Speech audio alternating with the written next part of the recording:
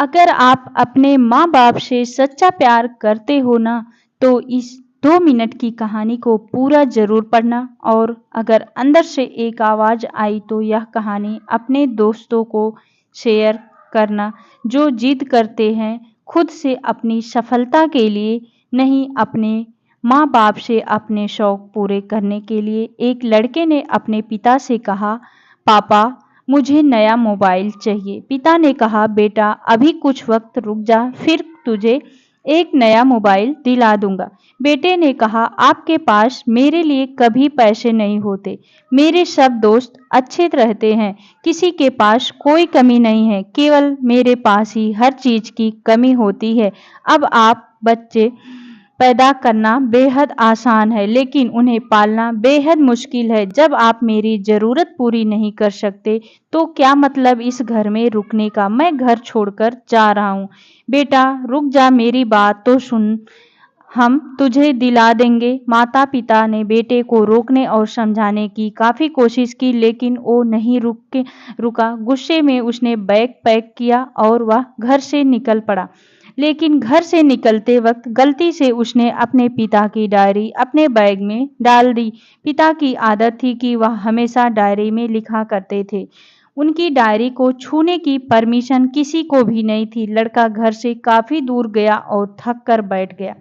जब उसने वो डायरी देखा तो उसने सोचा, आखिर मिल ही गया खजाना। आज पता चल जाएगा कि मेरे पिताजी ने कहाँ कहाँ दौलत छुपा रखी है और उन्हें किन किन लोगों से पैसे लेने हैं, और सारा का सारा लेखा जोखा आज मुझे मिल जाएगा।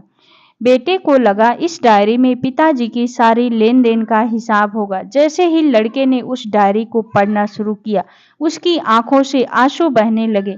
डायरी की शुरुआती पन्नों में बेटे को जो बाइक दिलाई थी उसका हिसाब लिखा था, जिसकी ईएमआई पिताजी अभी तक चुका रहे थे। दूसरे पन्ने में उसके कॉलेज की फीस और एडमिशन का कर्ज लिखा था कि इन लोगों को कितने पैसे वापस देने, और सबसे आखिरी पन्ने पर लिखा था कि बेटे को मोबाइल दिलाना है, उसके लिए मुझे कौन कौन उधार दे सकते हैं।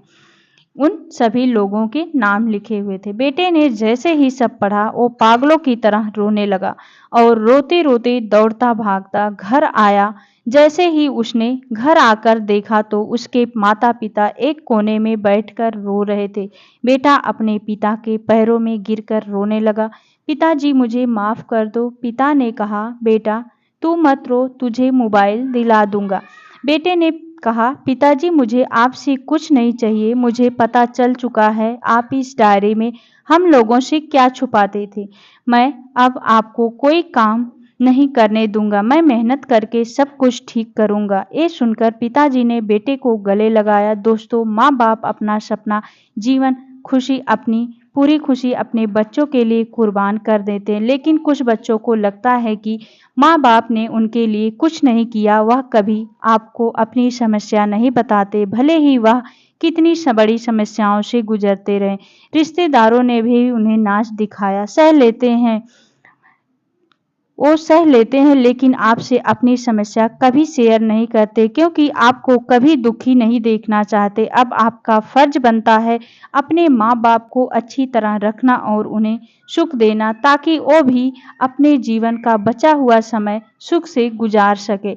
यदि आप अभी भी नींद में सोए हैं तो आप जग जाइए और अपने शौक पूरे करने पर नहीं, अपना करियर बनाने पर ध्यान दीजिए, क्योंकि अगर आप अपने माँ बाप के रहते कुछ नहीं कर पाए तो बाद में आप सोने का महल भी बना लोगे ना, उसमें भी आपको नींद नहीं आएगी।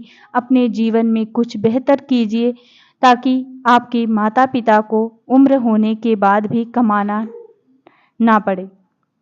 अगर कहानी अच्छी लगी हो तो सभी के साथ शेयर कीजिए और लाइक कमेंट जरूर करिएगा। चैनल को सब्सक्राइब कर लीजिएगा। मिलते हैं एक और नई कहानी के साथ, तब तक के लिए बहुत बहुत धन्यवाद।